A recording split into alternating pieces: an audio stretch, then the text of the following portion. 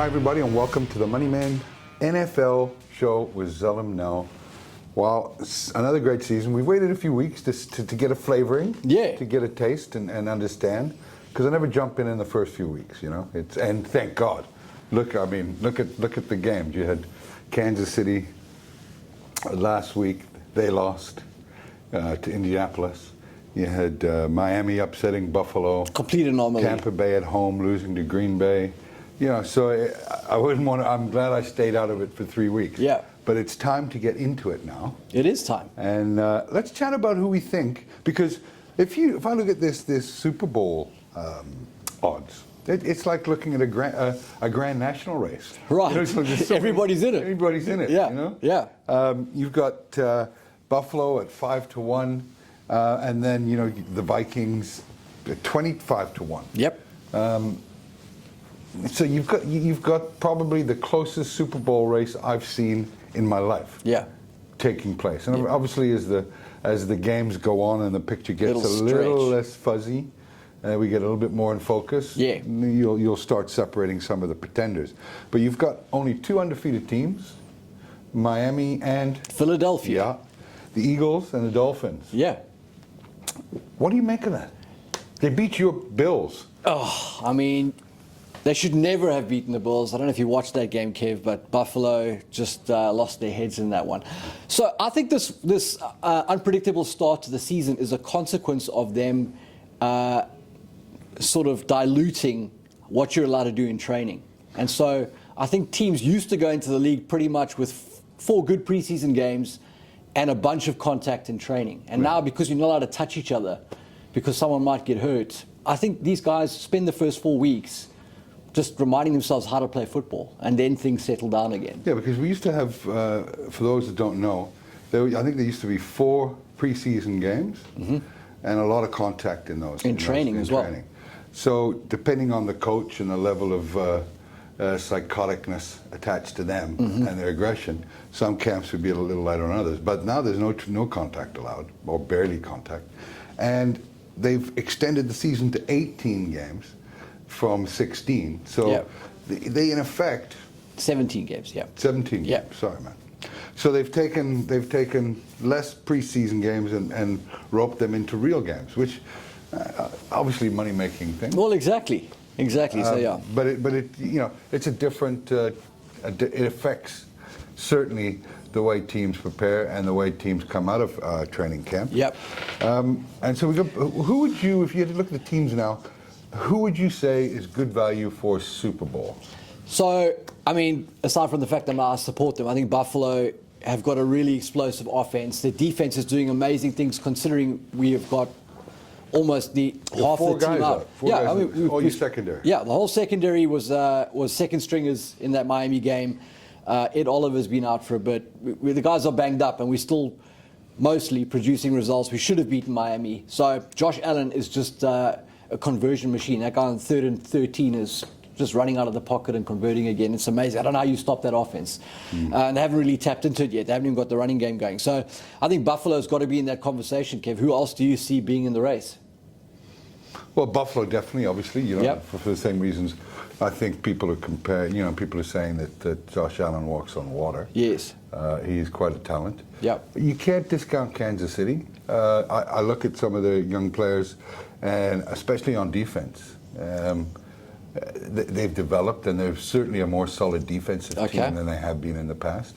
And also their offensive line. I think we're going to see a lot of good results, ball control, and a running game with Tyreek Hill not being there. Kelsey's going to get worked to death, and as long as he stays healthy, Kelsey's a machine. I mean, he is a machine. How do you cover him? Yeah. No. So I see Kansas City. They're 8.3.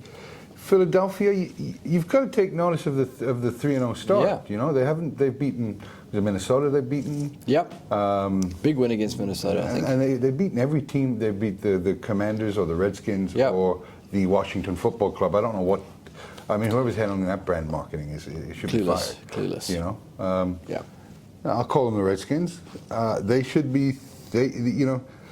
I don't know. It's hard to gauge how good a 3-0 start Philadelphia's is. It really is. Yeah, so in terms of the Super Bowl picture, they always tell you if you lose 2 in a row, your odds of making it to the Super Bowl go right down. But I mean, like we've spoken about, it's such an unpredictable period in the history of the NFL. It's difficult to gauge. Yeah, I really do like Philadelphia. I like the direction they're going. I think they've got some great pieces on both sides of the ball. I think they are very experienced on defense, especially in the defensive line, to the point where this may be the last season they actually have a good go with this unit, because some guys are getting pretty close to the end. Yeah. But they're in a division where you can't lose it. I mean, it's them, Dallas, who are broken and busted up. Yeah. Prescott's out for another, 6 weeks? Yeah, I mean, his thumb has been surgically repaired, and I think he's 2 weeks away. Yeah. Zeke can't run the football anymore. If you look at Washington, and then who else is there? Philadelphia, Washington, Dallas, and who else is in that division? Who cares? Yeah, whatever. Anyway, Philadelphia. Oh, the New York Giants. The New York Giants, right. Okay, so the Giants. Okay, that's why you forgot. Yeah. Yeah.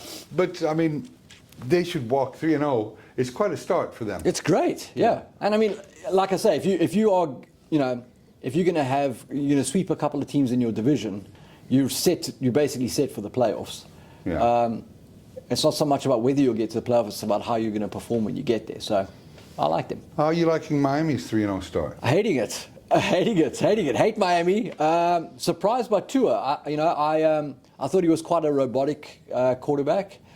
But he's really done well. He's got some serious weapons. He's got some serious weapons. Apparently, they're saying in Miami that Jalen and Tyreek they see them both as wide receiver one, and they split time. So you've got a guy who runs 100 and nothing, and another guy who just gets open all the time. And then Mike Gesicki over the middle from tight ends also valuable. Yeah. And they've got 3 or 4 running backs in their stable, like Raheem Mostert is, or Mostert as they call him, is really quick. He's a track athlete, and lots of weapons there. And their defense has been solid.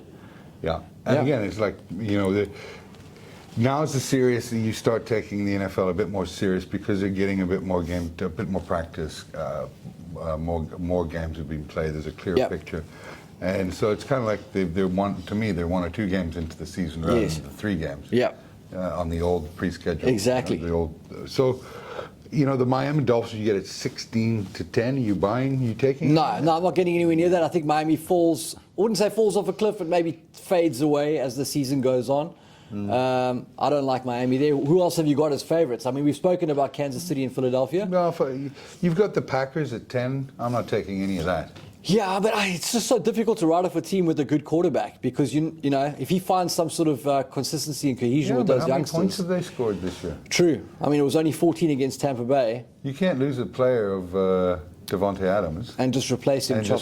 Yeah, I mean, that is true. A legend there. That is true. So you've got Tampa Bay at 10, the same odds as Green Bay. I'm not buying that. I wouldn't go anywhere near Tampa Bay. Yeah, I do like Tampa Bay, man. I think they've got a good defense, and Brady knows how to win, and he's got plenty of weapons, even though they've got a few injuries there, key injuries. Well, that's the problem. Yeah. And an aging team as well. There's a few guys that have come out to play with Uncle Tom. Sure. And they're starting to look a little bit like it, They picked up Cole Beasley last week. Did they? The Buffalo Bills guy who refused to get vaccinated. And so they've got a guy who's a possession receiver there now. And I mean, you look at the history of Tom Brady and how he's been successful with no-name brand wide receivers. Despite the injuries they've got there, they've still got Russell Gage. What does the vaccination have to do with... I just love that guy. He's just so awesome. No, but I mean, what does the vaccination have to do with the NFL? Yeah, exactly. You're not traveling to Canada. It's not like baseball or anything. Exactly. I guess they may have a game in London. I haven't checked the schedule. Yeah, I also have not checked. You've got the Ravens at 14. You've got the Chargers. Who's the outside bet? Who's the dark horse that you see as being in the running to win the Super Bowl? Dark horse. That's the long odds guy. You got to look at the team that was there last year. They started off 0-2. Right. The Rams. No. Oh. The Cincinnati Bengals. Oh wow, really? Okay. For me, okay. You got Joey Burrows. Gunslinger. Yeah. Great quarterback. He is. He's there 26-1. Not bad odds. You've got the Rams are 13-1, and they got absolutely bitch slapped by Buffalo. Yeah, they gave us their best defensive player. Well, arguably their best defensive player. Von Miller's made a huge difference to our defense. Yeah. And I think his absence is hurting them a little bit. They're also struggling to find their feet. Matty Stafford making a few bad throws, interceptions. But you've got to feel like they'll snap it back together. I mean, well, you know, in bit of this a day and hangover. age, once you've accomplished winning the Super Bowl, exactly. it's tough to get up and defend it. Yeah, until people start writing you off and saying you'll never get back there, then suddenly you want to be there. Yeah, yeah. So hopefully that happens with the Rams. I don't dislike the Cincinnati pick. I feel like Indianapolis. I love Indianapolis. Yeah. Well, you wouldn't have loved them if they'd have lost to Kansas City last week and Right. 0-3. Right. But that was a huge victory for them in the grand scheme of Massive. of psyche and keeping them in it. Yeah. They were a decent side last year, and have all the parts to make a run. Excuse the pun. Didn't boom. Yeah. 33-1. I mean, I quite like that as an outsider. I mean, those are great numbers. What about Arizona at 57? No, I can tell you, Arizona are absolutely terrible. I've got Kyler Murray in fantasy football. I think he threw the ball almost 60 times last week to nobody. Yeah. DeAndre Hopkins is suspended. Yeah. They don't have a running game. It's a mess. Cleveland, 41. Oh, Cleveland. Wouldn't that be a fairy tale? I just, you got to wait for Deshaun to come back. I don't know. Is he coming back? He's supposed to, but it's going to be like halfway through the season. I know Myles Garrett's injured at the moment. Yeah, so that's a no. Huh? But, I mean, if Nick Chubb can win a Super Bowl on his own, then yes. Yeah. For me, 8.3, Kansas City. They go into, was it Baltimore this weekend? Let's have a look here. They're They playing do Sunday Night Sunday. Football against Tampa Bay. Tampa Bay. At yes. Tampa Bay. Big one. Yeah. So I like them to upset Tom Brady and Well, I'm glad you said that because my pick of the week is back Tampa Bay to win that game. They're the road dogs. They're coming home. They are not the favorites. And they're the road dogs. It's in Tampa. I mean, Bay. sorry, not road dogs, as in they've come back from being on the road. And, so they're going to be at home and they're underdogs. They were at home against Green Bay and they lost. They're going to win this week. Watch. It's happening. Yeah. It's happening. I'm not- we're there at home against Green Bay. You're right. Yeah. So they're not road dogs. Yeah. So stop, man. But I'm still going to go Tampa Bay. You can go. I've gonna got go Tampa two Bay. bets of the week next week. On the weekend, one is Kansas City Yep. plus 2.5. Yep. I'm taking those. I'm Okay. laying those 2.5. Okay. Kansas City's going to win this one by 7 or more. And Buffalo. Sure. And the Buffalo. I just like. I mean, to me, we're going to unfortunately see a Super Bowl in the semifinals in the AFC. In the AFC finals. Right. That'll be the Super Bowl. Absolutely. Should be Buffalo and Kansas City. Yep. I think that those two will be at the top of the heap, the ones battling to get to the Super Bowl. Yes. So I really love Buffalo. Like you say, they've really ramped up their defense. Baltimore, they're going to be at home, but I really fancy Buffalo to really expose Baltimore. Can I ask you this? Yeah. Did you ever think you'd see Detroit as 7-point favorites to beat Seattle? 7.5. Oh, yeah, I think, yeah, 6. Not in my lifetime, but as sports has taught me, Anything can happen. things can happen. Yeah. You take Russell Wilson out of the equation, Yeah. and then you've also got a Seattle team that's rebuilding. By their own account, they're rebuilding and rebuilding. Yes. So no, I never thought that I would. Will it happen? Do you think they're good for that spread? Detroit. It's at Detroit. Yep. I think Detroit at home are a decent side. Okay. I think they've improved. Watched a lot of them on ESPN, and they did a lot of videos on their camp and whatnot. So Yep. maybe I'm a little bit biased, but 6.5 Detroit. But my bets don't take me away from my bets. You're trying. I know what you're doing. I'm going Buffalo to beat Baltimore on the road. On and the road, I'm going yep. at Kansas City to beat Tampa Bay On the by road. 3 or more. Okay. So Buffalo to beat Baltimore by 4 or more, and Kansas City to win by 3 or more. 3 or Lock more. those two in. Do them in a parlay. Do them in a 2-teamer. Do Love them it. individually. Bet the children. Go crazy. Okay. Those are my bets. And regarding the Super Bowl, it's going to be hard for me to look past a Buffalo. I'd be tempted to put a large bet down on both Buffalo and Kansas City, and then trade out of that market Before. as we get to the final. Yeah. Because those teams to me are the two finals. And in the NFC, have you got a team that you picked there or no? No, I'm waiting to see it. Like, these things are marathons; they're not sprints. Yeah. And everybody that gets so emotional into these things every week only looks like an idiot. Sure. 2 or 3 weeks Sure. later. Sure. I haven't looked at the strength of the schedule yet in a lot of these cases, but for me, it's probably going to be the Rams or the Packers. I can't see the. I just see Father Time catching up with. We've been saying that for 10 years, though. Come on. But it's one of these years we're going to be Come right. on, but I mean, okay. Yeah. I don't think Tom Brady came back to not make it to the Super Bowl. Do you think his wife made him just said, Tom, I can't have you hanging around the house? I think he was going mad there, man. I think he had to get out of the house. He was just like, this is too much. To me, that's too bad because, to me, the class athletes are the ones that walk away on their own terms. And on their own terms. Yeah. And I hate the old I'm coming back. Don't. A month later, like, don't make the decision. Why is there a need to make a decision that you're retiring?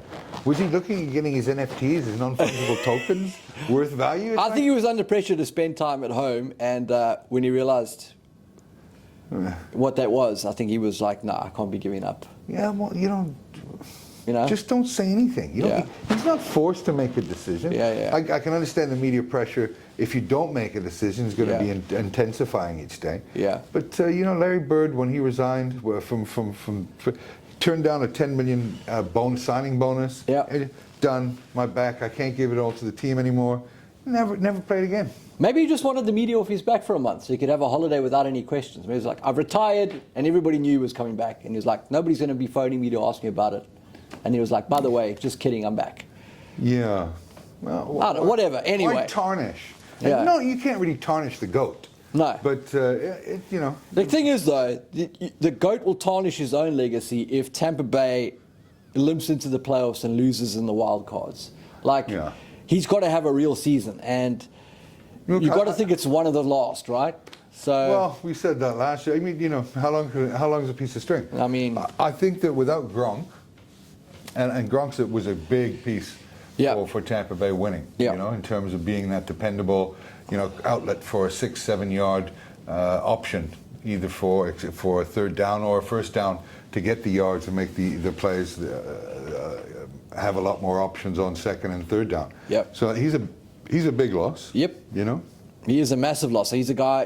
What's rare about Gronk is that he blocked like an offensive lineman, but then ran something similar to Kelsey, and his frame made him, and his athleticism made him tough for linebackers to cover, but his frame made him tough for safeties to cover. And he's quite an anomaly, And also, it's not like when he's in the game, it's a passing play because he'll just knock you over on the offensive line. So yeah, for sure, and he can block. Great asset, yeah. So he's a great asset. Yeah. And the other thing that people need to remember is that especially people who don't follow the game religiously, is that Tampa Bay's got a new coach. Yeah. It's a new coach running that show. Yeah, that is true. I mean, they've still got the same sort of structure, but certainly the Bruce Arians isn't the head coach of the team anymore. He's moved upstairs into the front office, and it's Todd Bowles running the show now. Is that correct? It's Todd Bowles. Hey? He's the head coach of Tampa Bay. So but I think it's very much offensively. I think it's Tom not calling the shots, but having a big influence on how they play. Look, they'll be in a lot of games, like you say, because they've got a good defense. Yes. But I think, I'm going to make a bold statement here. Be bold. I don't think they make the playoffs. No, that's impossible. Who else is going to win that division? It's New Orleans, it's Carolina, and it's Atlanta. Tampa Bay is going to the playoffs. Also, remember Tom missed training in the weeks leading up to the season opener. He's had some special personal leave days off. They haven't got old. You can't get out of bed. And I wouldn't want to get out of bed. The O-line hasn't been. They've had injuries. These guys are going to snap back. I think Tampa Bay is going to make a run deep into the playoffs. That's my call. And it starts this weekend when they beat Kansas City at home. Do you want to do a friendly by 7 points? Yeah, really? Yep. Okay. A little hundy? 100,000 rand. Exactly. No, just $100. $100. Okay, you saw it. Yeah. I want it paid next What week. are my odds, though? I mean, surely I get great odds on that. What spread? What are you taking? Well, I mean, it's you know, they're two and a half, yeah. underdogs, and I'm giving them 7-point wins. So Oh, I'll give you 2-1. okay, it's Yeah? 2-1, right? We'll 200 take to that. you, or I'll take 100. Yeah. Yeah. Great, Okay. great. All right, fantastic. It's a deal. Fantabigoso. Okay, folks, there you hear it. We're going to look at, we're going to have a pick of the week every week. Yep. And we're going to start looking at some of the offensive linemen, offensive rookie of the year, offensive bet. We'll start Yes. looking at different betting across the spectrum on all this. And there's some companies out there that offer prop betting. So Yep. we're going to open an account up with a couple of those guys. Nice. And be making some prop bets. So Great. going to have a fun year. Yeah, it's going to be awesome. Word, man. Nice, thanks.